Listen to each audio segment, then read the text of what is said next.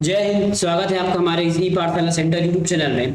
आज हम करेंगे 2016 में जो हॉस्टल वार्डन के जो प्रश्न पूछे गए हैं उस प्रश्नों के बारे में चर्चा। और आज का हमारा जो सेक्शन रहेगा वो कंप्यूटर सेक्शन रहेगा। यहाँ कंप्यूटर सेक्शन से आपको 2016 में 50 प्रश्न पूछे गए थे।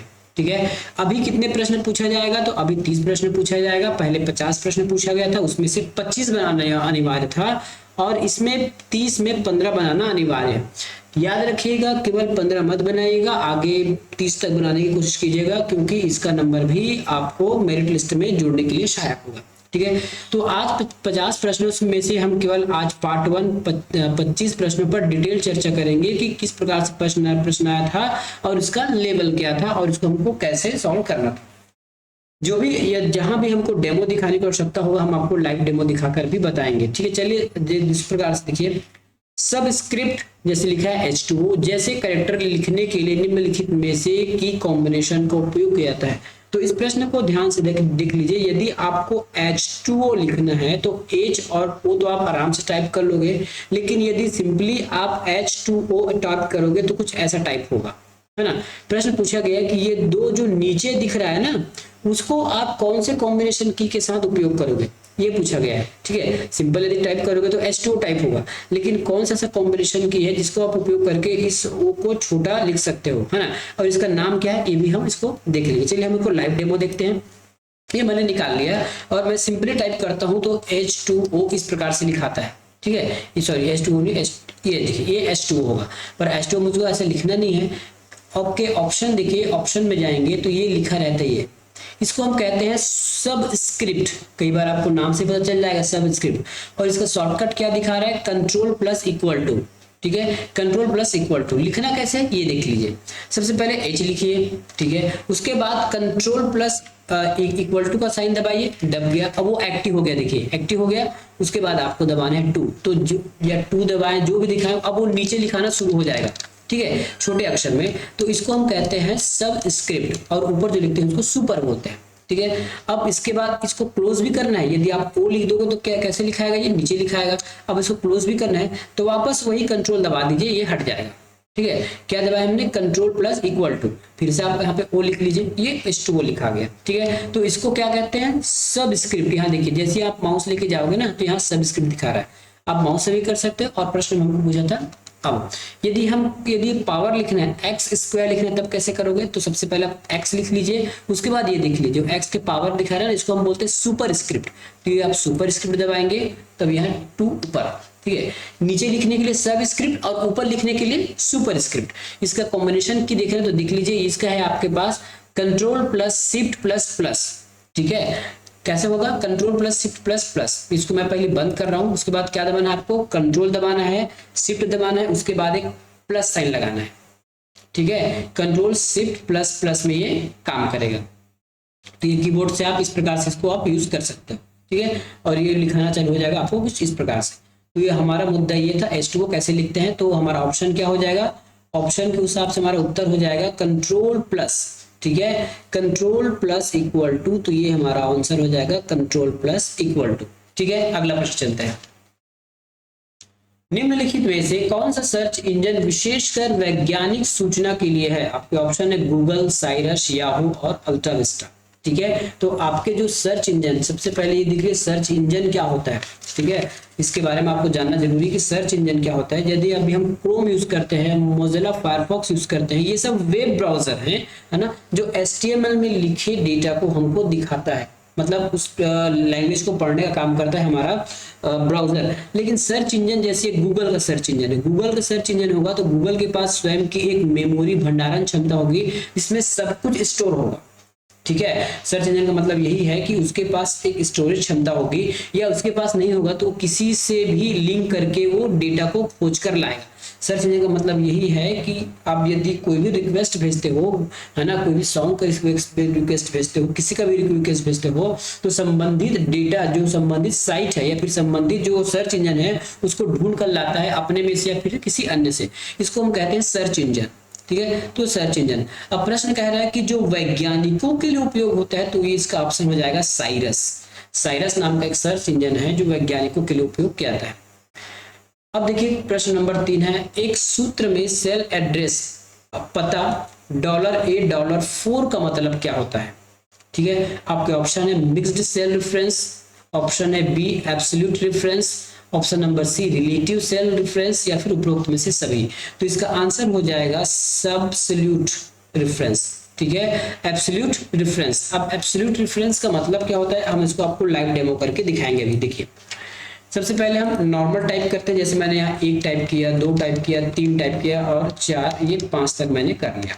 ठीक है, सेम यदि मुझे 5 का पहाड़ा बनाना है, ठीक है, तो या फिर मैं गुणा लगा देता हूँ, मान लेता हूँ अब मुझे 5 का ही पहाड़ा बनाना है, तो क्या करूंगा, यहाँ पे मैं 5 लिखूंगा, यहाँ 5 लिखूंगा, यहाँ 5 लिखूंगा, यहाँ 5 लिखूंगा, यहाँ 5 लिखूंगा। उसके बाद एक फार्मूला लगाऊंगा 1/2 का, ये 1/2 का मैंने फार्मूला लगा दिया और इसको मैंने इस प्रकार से ड्रैग किया, तो ये मेरा फार्मूला बन के आ गया। लेकिन इसमें क्या करना पड़ा मुझे 5 बार उसके सेल के सामने लिखना पड़ा। जैसे आप इसमें जाओगे ना तो देखिए आपको यहाँ दिखेगा ये। ठीक है, अब क्या करता हूँ, मान लेता हूँ कि मुझे इस 5 को मुझे केवल एक ही जगह लिखना है, तब क्या करूंगा, देखिए Ctrl Z कर लेता हूँ, दोबारा बना दूंगा, यहाँ बनाता हूँ इस सेल में। ठीक है, यदि मुझे 5 एक ही जगह लिखना है, बात के बाद यदि मुझे अलग अलग बनाना हो तो पढ़ा, यहाँ पे बस ये कि यदि मुझे अलग बनाना तो पूरे 5 को मुझे चेंज करना पड़ेगा। लेकिन देखिए आपको मैंने यहाँ रेफरेंस दे दिया, 5 दे दिया रेफरेंस। ठीक है, और ये 1/2 को मैं कॉपी कर लेता हूँ, ये 1/2 मैंने यहाँ पे कॉपी कर लिया, ये मैंने 1/2 यहाँ पे कॉपी कर लिया। ठीक है, अब मुझे पहाड़ा बनाना है, या फिर Ctrl Z कर लीजिए, इसको यहाँ पे पेस्ट कीजिए, यस। ठीक है, ये पेस्ट हो गया। अब मुझे इसका मल्टीपल टेबल बनाना है तो 5 करूंगा, देखिए 5 पहाड़ा बनाना है, 5 मैंने प्रेस किया। अब उसके बाद आपको F4 प्रेस करना है, F4, ये देखिए अब ये लॉक हो गया है ना। अब ड्रैग करूंगा तो केवल F4 मतलब इसको सेल क्या है, F2 को ही उठाएगा, बाकी कोई सेल ट्रेस नहीं उठाने वाला है। इंटू करूंगा तो मैंने इंटू लगा दिया, एक के साथ मैंने इंटू कर दिया। ठीक है, अब इसको मैं ड्रैग करता हूँ, देखिए ये 5 का पहाड़ा मेरा बन गया। ठीक है, अब बस मुझे यहाँ चेंज करना है और मेरा 6 का पहाड़ा रेडी। ये देखिए बस एक सेल में मैं चेंज करूंगा और मेरा पूरा टेबल रेडी। तो इसको बोलते, देखिए यहाँ पे जब कर्सर क्लिक करूंगा तो देखिए यहाँ F2 ये लिखा रहा है, डॉलर के साथ देखा आपको दिखा रहा है F2, मतलब इसका सेल चेंज नहीं हुआ। इसको बोलते हैं एब्सोल्यूट रेफरेंस। जो रेफरेंस चेंज ना हो, चेंजेबल ना हो, है ना, मतलब सापेक्षिक चेंजेस ना हो, रिलेटिव चेंजेस ना हो, उसको हम कहते हैं एब्सोल्यूट। तो इसका एक फंक्शन ये भी है कि आप जो चाहे वो आप यहाँ पे टाइप करा सकते हो, देख लीजिए ऐसा। तो आपको समझ में आ गया होगा कि ये क्या चीज है। चलिए, और कैसे यूज करना है तो उसको F4 के साथ उपयोग करना, याद रखिएगा, F4 के साथ की दबाकर उसको लॉक कर सकते हो। और क्वेश्चन नंबर 3 है, मूविंग पिक्चर एक्सपर्ट ग्रुप का उपयोग निम्नलिखित को कंप्रेस करने के लिए किया जाता है। तो ये हमारा होता है वीडियो फॉर्मेट को कंप्रेस करने के लिए। ठीक है, वीडियो को कंप्रेस करने के लिए हम मूविंग एक्सपर्ट ग्रुप, इसको 2 प्रकार से पूछ सकता है कि MPEG का फॉर्मेट क्या है या फिर किसका फॉर्मेट है। तो ये जो है हमारे वीडियो फाइल का फॉर्मेट होता है। ठीक है, आगे चलते हैं। एक ऑपरेटिंग सिस्टम का मुख्य फंक्शन क्या है ऑपरेटिंग सिस्टम का, तो मेमोरी मैनेजमेंट करना, प्रोसेस मैनेजमेंट करना, disk and output device management करना। तो इसका आंसर हो जाएगा उपरोक्त में से सभी इसका आंसर हो जाएगा। अगला प्रश्न, स्ट्रीम प्लेबैक में जो विलंब होता है वह क्या कहलाता है। आपके ऑप्शन है stream delay, playback delay, jitter या फिर इवेंट डिले। तो हम इसको कहते हैं जिटर। ठीक है, जिटर कहते हैं स्ट्रीम प्लेबैक डिले में जब भी होता है कुछ भी जिटर। अब जिटर वास्तविक में होता क्या है, जो डेटा है ना उसको पैकेट के रूप में भेजता है। जैसे आपने कोई गाना चला रहे हैं तो उसके जितने भी इंफॉर्मेशन इस प्रकार के पैकेट बनकर आता है, यदि इसी में थोड़ा सा विलंब होता है पैकेट ट्रांसफर में, उसी को हम जिटर कहते हैं। ठीक है, बाकी आपको और ज्यादा डिटेल वीडियो चाहिए तो हमारा जो क्लास चल रहा है कंप्यूटर क्लास, उसमें आपको बहुत सारे डिटेल वीडियो मिल जाएंगे। 7वां प्रश्न है, एक CDR को खाली स्थान के रूप में जाना जाता है। CDR इज नोन एज, है ना, एक CDR का मतलब होता है कॉम्पैक्ट डिस्क रीडेबल। इसका फुल फॉर्म हो जाएगा, जैसे आपके पास CD कैसेट है, इस प्रकार के जो कैसेट रहते हैं, है ना, इसका फुल फॉर्म क्या हो जाएगा, तो इसका फुल फॉर्म हो जाएगा हमारे पास वॉर्म, मतलब write once read many time. कोई ऐसा CD ले आइए, इसमें कुछ गाना अपलोड करा लीजिए, डेटा अपलोड करा लीजिए, एक बार लिखिए और कई बार पढ़िए। ठीक है। इसका अगर फुल फॉर्म पूछेगा तो आपको याद होना चाहिए राइट वंस, रीड मैनी, या फिर मल्टीपल या मैनी, वैसे जनरली मैनी रहता है ना। और CDR का मतलब होता है ओनली रीडेबल। एक बार यदि आपने ब्लैंक CD में कुछ डेटा फीड कर दी, उसके बाद आप उसको डिलीट नहीं कर पाओगे। एक बार लिख लिया, 1000 बार पढ़ते रहो। जैसे आपके कॉपी में लिखते हैं ना, नोट्स बनाते हैं, एक बार नोट्स बनाए फिर जितने बार उतने बार पढ़ते रहो, है ना। सीज से लिखे हैं या फिर पेंसिल से लिखे हैं तो अलग बात, उसको मिट सकते हैं। बस यही अंतर है बस। हाँ, और ज्यादा समझने अंदर तो ये समझिए, जैसे आपके पास एक कॉपी है, कॉपी में आपने एक बार पेन से लिखा, उसके बाद पेन से तो मिटेगा नहीं, आप उसको कई बार पढ़ते रहिए। लेकिन यदि इसी पेज पर यदि आपने पेंसिल से लिख लिया है तो पढ़ लीजिए, बाद में मिटाइए फिर पढ़िए, मिटाइए फिर पढ़िए, अलग अलग ये होता है ना। तो वर्म का मतलब होता है write once, read many time. एक बार आपने CD कैसेट पे लिख लिया तो दोबारा आप उसमें लिख नहीं सकते, केवल उसको कई बार पढ़ सकते हैं। ये होता है इसका ऑप्शन, ठीक है। और अगला ऑप्शन देखेंगे तो राइट वंस, रीड वंस, ये अलग चीज होता है ना। राइट वंस, रीड, ये सब कोई आपके फॉर्मेट नहीं होते हैं, बाकी हमारा आंसर केवल यही है, वर्म। अगला प्रश्न, विंडोज और डॉस ऑपरेटिंग सिस्टम के बीच मुख्य अंतर क्या है? विंडोज और डॉस ऑपरेटिंग सिस्टम के बीच मुख्य अंतर ये मल्टीटास्किंग का।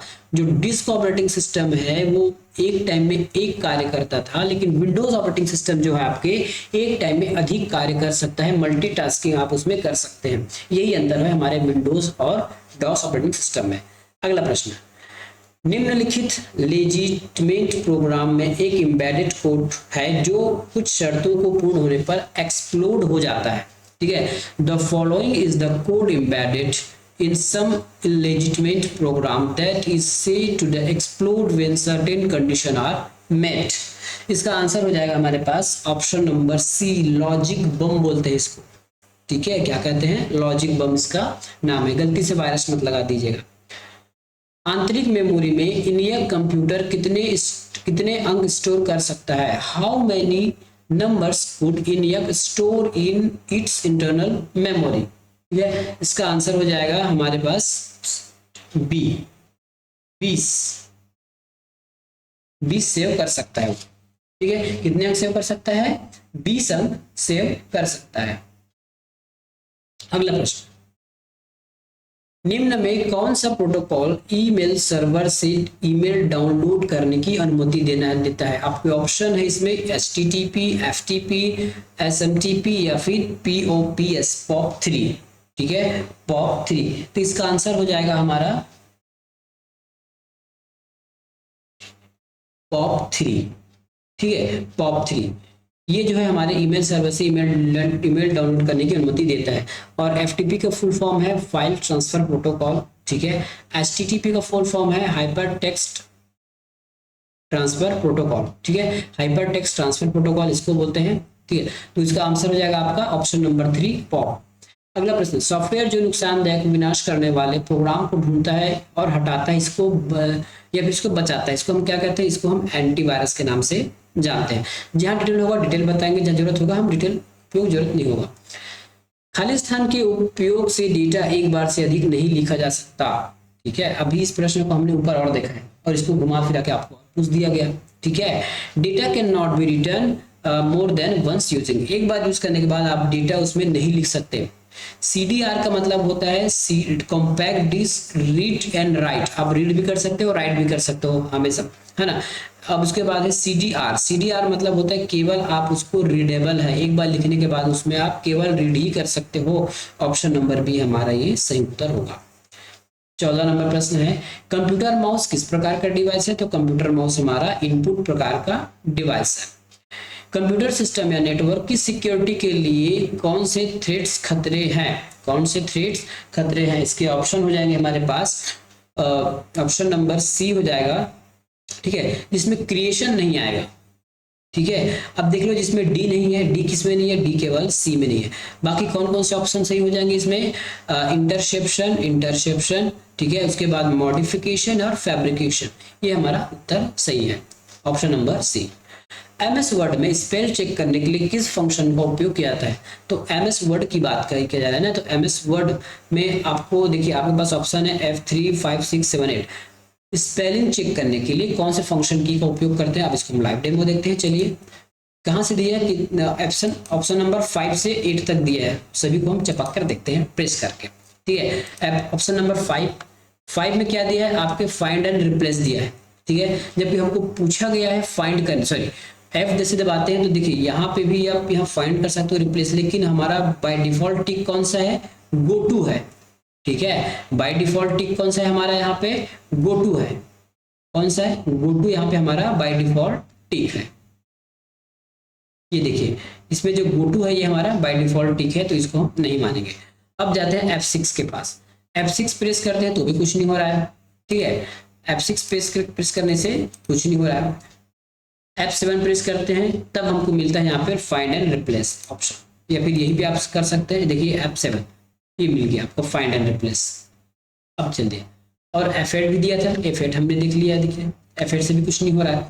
हमारे पास ऑप्शन में उत्तर क्या लिया गया ये देख लीजिएगा, सी। F7 जो है हमारे फाइंड एंड रिप्लेस का काम करता है।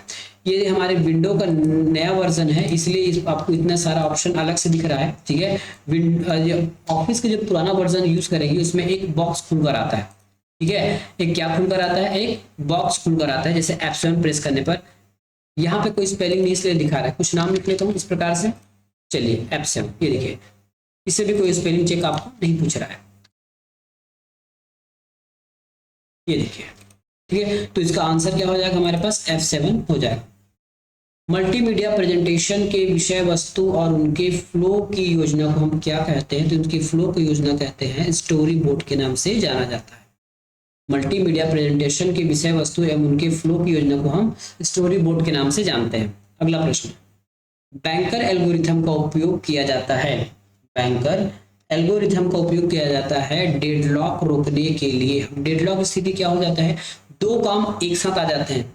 ठीक है, कोई भी काम प्रोसेस होते समय ना दो काम एक ही साथ आते हैं और दोनों चीज एक ही चीज को यूज करना चाहता है।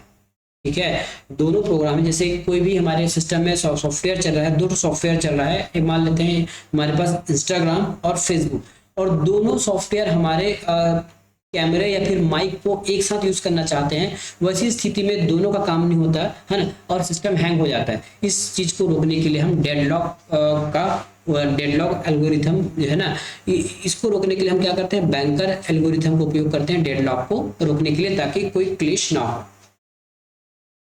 इनमें से कौन से कुछ ऐसे क्षेत्र हैं जहां कंप्यूटर प्रमुख रोल अदा करता है, तो शिक्षा से ही है, विज्ञान से, स्वास्थ्य से, इस प्रकार से उपरोक्त में से सभी।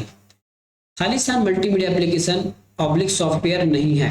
खालिस्तान मल्टीमीडिया एप्लीकेशन या फिर सॉफ्टवेयर नहीं है, power point, page maker, flash या फिर कंप्यूटर गेम्स। अब आपको इसमें थोड़ा डाउट हो सकता है कि कौन सा सही है और कौन सा नहीं है। मल्टीमीडिया का मतलब होता है आपको उसमें इमेज होना चाहिए, ऑडियो होना चाहिए और वीडियो होना चाहिए। ठीक है, इमेज वगैरह, ऑडियो, वीडियो, इमेज, ये सब चीज होने चाहिए। तो वैसा कौन सा ऑप्शन है जिसमें सब कुछ नहीं होता, तो option number B Vyapam answer लिया है, पेज मेकर। ठीक है, पेज मेकर में मेरे ख्याल से वीडियो आप नहीं यूज कर सकते, मेमोरी गेम्स में वीडियो यूज होता है, फ्लैश में होता है और पावर पॉइंट में होता है। ठीक है, वैसे पावर पॉइंट में इनपुट आउट मतलब इमेज, ऑडियो, वीडियो दोनों चलता है, फ्लैश में भी ऑडियो, वीडियो, इमेज चलता है, कंप्यूटर गेम में भी ऑडियो, वीडियो और इमेज, लेकिन पेज मेकर में आपका वीडियो का उपयोग शायद नहीं होता है, इसलिए आंसर इसको लिया गया है पेज मेकर। अगला प्रश्न है, माइक्रोसॉफ्ट का सर्च इंजन का नाम बताइए। माइक्रोसॉफ्ट के सर्च इंजन का नाम है बिंग। ठीक है, माइक्रोसॉफ्ट का खुद का एक सर्च इंजन, इसका नाम है बिंग। मैग्नेटिक टेप वीडियो तथा टर्मिनल का समूह जो सामान्यतः एक मास्टर के अधीन होता है। ऑप्शन नंबर डी हो गया इसमें क्लस्टर। ठीक है, क्लस्टर हो जाएगा इसका आंसर। वेबसाइट जो इंटर कंटेंट को एडिट, मॉडिफाई और एडिट करने की अनुमति देता है क्या कहलाता है। इस प्रश्न को व्यापम के द्वारा विलोपित कर दिया गया है। इसमें आंसर एक दो आंसर क्लैश हो रहे थे, इसलिए इस आंसर को विलोपित कर दिया गया है, इस पूरे प्रश्न को उस टाइम का, तो इसको हटा दीजिए। आते हैं 24 नंबर प्रश्न पे। वीडियो कार्ड द्वारा 1 सेकंड में स्क्रीन को दी जाने वाली एवं वीडियो मेमोरी में लिखी जाने वाली पिक्सल की संख्या को हम क्या कहते हैं। ठीक है, क्या कहते हैं, वीडियो कार्ड द्वारा 1 सेकंड में स्क्रीन को दी जाने वाली और वीडियो मेमोरी में लिखी जाने वाली पिक्सल संख्या को हम फिल रेट के नाम से जानते हैं। किस नाम से जानते हैं, फिल रेट के नाम से जानते हैं। आज का अंतिम प्रश्न करते हैं और उसके बाद का प्रश्न हम पार्ट 2 में करेंगे। गूगल की डिजिटल पेमेंट सिस्टम को हम क्या कहते हैं, इसका नाम क्या है? तो इसका नाम है गूगल वॉलेट। ठीक है, उस समय का जो आंसर लिया गया है गूगल पेमेंट नहीं है, मनी पेमेंट नहीं है, गूगल वॉलेट। ठीक है, गूगल वॉलेट के नाम से जाना जाता है, उस टाइम ये आंसर को लिया गया। तो इस प्रकार से हमने आज 25 प्रश्न को देखा है। आपको किसी प्रकार में कोई डाउट हो तो आप हमको कमेंट करके पूछ सकते हैं। मिलेंगे अगले नेक्स्ट वीडियो में जिसमें हम पार्ट 2 करेंगे। और इस पेपर का है ना 2016 का जो हम पेपर देख रहे हैं हॉस्टल वार्डन का, उसमें से सभी पार्ट हम कंप्लीट करेंगे, चाहे वो इंग्लिश हो, हिंदी हो, गणित हो, जो भी हो सबको हम आपको डिटेल में बताएंगे। गणित को पूरा बना के बताएंगे, उसके लिए टेंशन फ्री रहिएगा। मिलेंगे अगले वीडियो में। धन्यवाद।